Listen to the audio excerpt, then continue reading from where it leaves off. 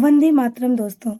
आज मैं आप लोगों के सामने फिर से टीजीटी, पीजीटी, एलटी ग्रेड और जीआईसी गृह विज्ञान की परीक्षाओं से संबंधित और बाल विकास और मातृकला ब्रांच में सम्मिलित महत्वपूर्ण सिद्धांतों में से एक महत्वपूर्ण सिद्धांत लेकर के फिर से उपस्थित हूँ। इस सिद्धांत का नाम है ब्रोफेन-ब्रेनर का सिद्धांत। इसको हम ब्रोफेन-ब्रेनर का पारिस्थितिकी तंत्र सिद्धांत के नाम से भी जानते हैं और ये बच्चे के व्यवहार से संबंधित सिद्धांत है। आइए हम सिद्धांत के बारे में जानते हैं कि ब्रोफेन-ब्रेनर ने अपने सिद्धांत में क्या-क्या बताया है। ब्रोफेन-ब्रेनर एक रूसी मूल के अमेरिकी मनोवैज्ञानिक थे।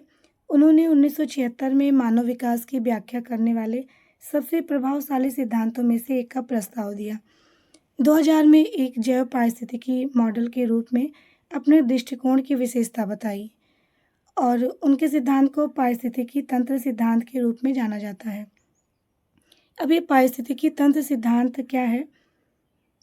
पारिस्थितिकी तंत्र सिद्धांत ने प्रस्तावित किया कि मानव विकास कई सामाजिक, सांस्कृतिक या पर्यावरणीय शक्तियों से प्रभावित होता है।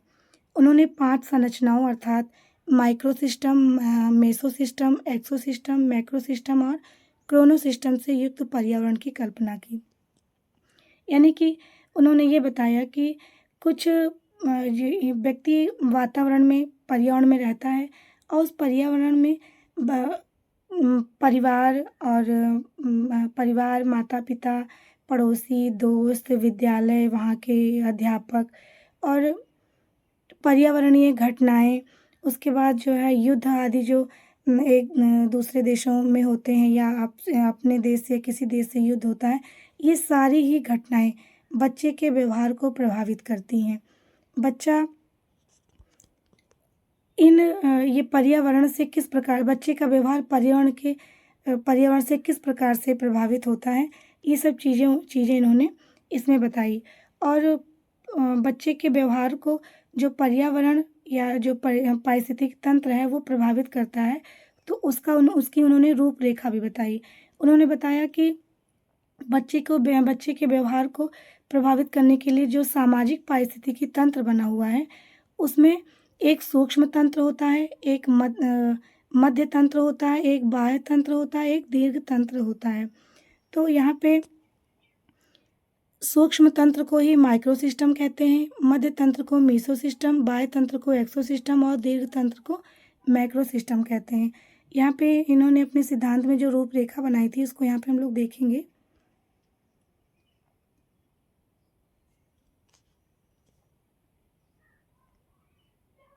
देखिए, ये बच्चा है।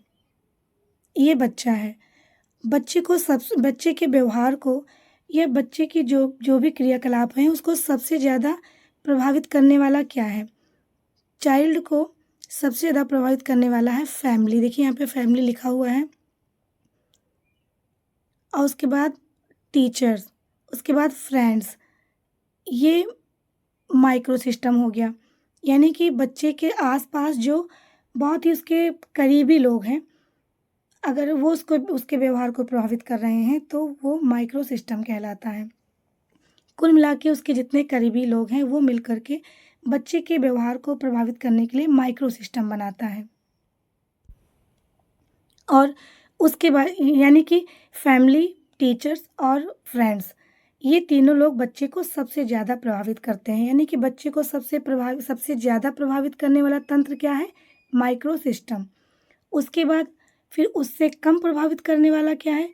फैमिली तो ही है, लेकिन फैमिली के साथ-साथ जो चाइल्ड केयर होता है और यहाँ पे देखिए ये बना हुआ फैमिली में क्या-क्या आता है।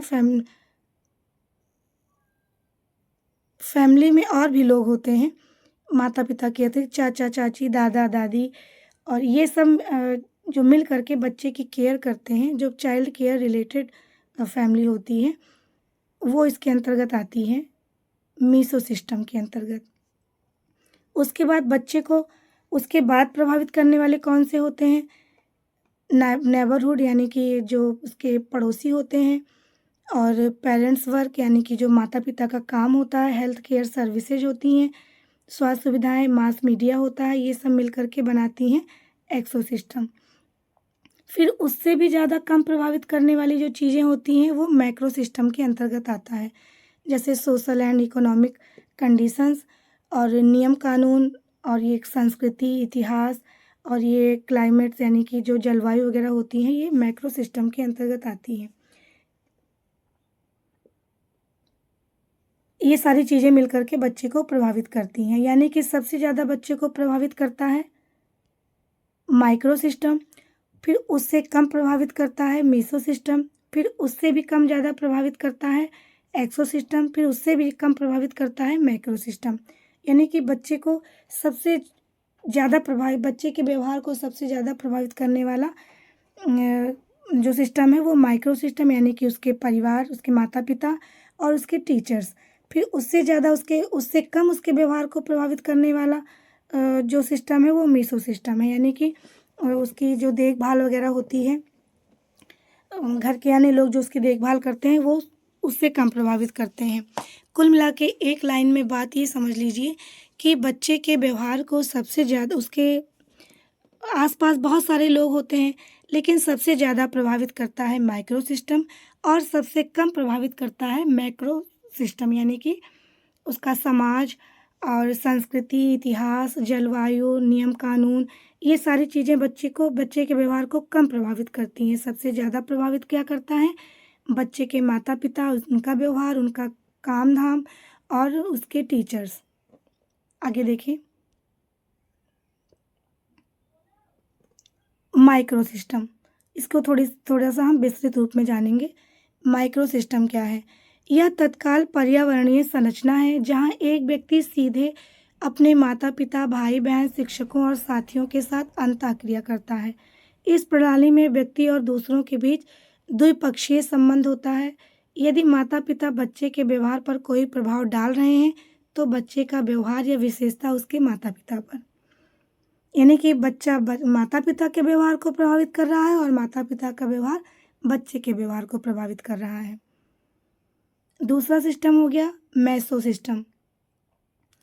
इस स्तर में माइक्रो सिस्टम के बीच संबंध शामिल होते हैं, जैसे एक बच्चे के माता-पिता का शिक्षकों से क्या संबंध है या माता-पिता अपने बच्चे के दोस्तों के साथ कैसा व्यवहार करते हैं। ये बच्चे के व्यवहार को प्रभावित करता है मेसो सिस्टम। तीसरा है एक्सो सिस्टम। ये वे वातावरणीय कारक हैं जो बच्चे को प्रभावित तो करते हैं, किंतु उतनी तीव्रता से नहीं जितनी तीव्रता से विद्यालय और घर प्रभावित करते हैं। जैसे एक्सो सिस्टम के अंतर्गत क्या आते हैं? पड़ोस, अभिभावक का कार्य, स्वास्थ्य सुविधाएं, मास मीडिया आदि। एक्सो सिस्टम उतना प्रभावित तो करते हैं, लेकिन उतनी तीव्रता से नहीं जितनी तीव्रता से घर और विद्यालय। अगला सिस्टम है मैक्रो सिस्टम। इसमें सांस्कृतिक मूल्य, रीति रिवाज और नियम शामिल होते हैं।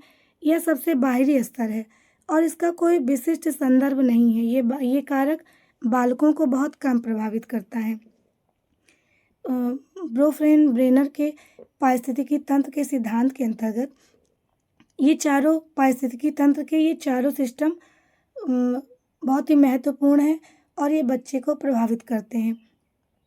इन चारों के अतिरिक्त भी एक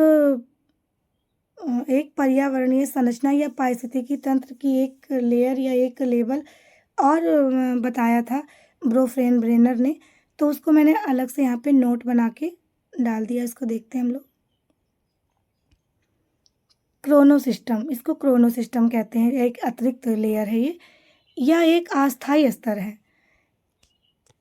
ये स्थायी नहीं है। वो चारों जो स्तर मैंने बताए वो सारे स्थायी हैं, लेकिन ये स्थायी नहीं। ये कभी शामिल हो जाता है पारिस्थितिकी तंत्र में, कभी नहीं शामिल होता है और यह तेजी से बदलता है और किसी भी सामाजिक ऐतिहासिक घटनाओं जैसे युद्ध या देश की आर्थिक स्थिति को संदर्भित करता है। इसलिए इसको अलग से रखा है।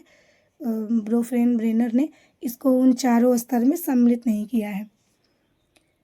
ये आपका ब्रोफेन ब्रेनर का पारिस्थितिकी तंत्र का सिद्धांत है जो बच्चे के व्यवहार को प्रभावित करता है। और यहाँ पे एक छोटा सा मतलब एक CL हल का एक सिद्धांत है बच्चे के व्यवहार को प्रभावित करने वाला। बहुत ही छोटा-सा सिद्धांत है, बस एक ही लाइन का है। इसको इतना ही समझने की आवश्यकता है क्योंकि परीक्षाओं में इससे ज़्यादा कुछ नहीं पूछा जाता है CL हल के पुनर्बलन सिद्धांत के अंतर्गत।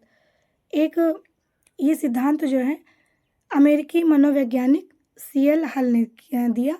इस सिद्धांत को गणितीय सिद्धांत, परिकल्पित निगमन सिद्धांत भी कहते हैं। एक लाइन में ये सिद्धांत आपको समझ में आ जाएगा, बहुत ही आसान सिद्धांत है ये। जीव की आवश्यकता उसे व्यवहार करने के लिए प्रेरित करती है तथा जो व्यवहार जीव की आवश्यकताओं को कम करता है यानी कि पूरा करता है, जीव उस व्यवहार को सीख लेता है। यही पुनर्बलन का सिद्धांत है। यानी कि जो व्यवहार जीव की आवश्यकताओं को कम करता है यानी कि पूरा करता है, जीव उसी व्यवहार को करना सीख लेता है। बस यही एक लाइन का सिद्धांत है। और मेन आपका ब्रेनर का पारिस्थितिकी तंत्र का सिद्धांत ही था, लेकिन उसके साथ भी ये भी एक लाइन का सिद्धांत आप लोग जान लीजिए। और ये दोनों ही सिद्धांत आपको अच्छे से समझ में आ गए होंगे। अगर कहीं ज़रा सी भी कठिनाई आपको लगती है सिद्धांत को समझने में, वैसे तो मैंने इसको बहुत ही सरल भाषा में समझाने का प्रयास किया था, लेकिन अगर फिर भी नहीं समझ में आता है तो आप लोग कमेंट में इसको ज़रूर पूछिएगा। मैं फिर से इसको एक्सप्लेन कर दूँगी जो समझ में नहीं आएगा आप लोगों को। और अगर ये सिद्धांत आपको अच्छा लगा, समझने में आसानी लगी, तो प्लीज़ मुझे बताइएगा कमेंट में ज़रूर। इससे मुझे भी प्रोत्साहन मिलता है और फिर विभिन्न प्रकार के सिद्धांतों को और नए-नए टॉपिक्स को लाने में मुझे ये प्रेरित करेगा। इसलिए प्लीज़ अगर अच्छा लगे तो कमेंट में ज़रूर बताइएगा। धन्यवाद।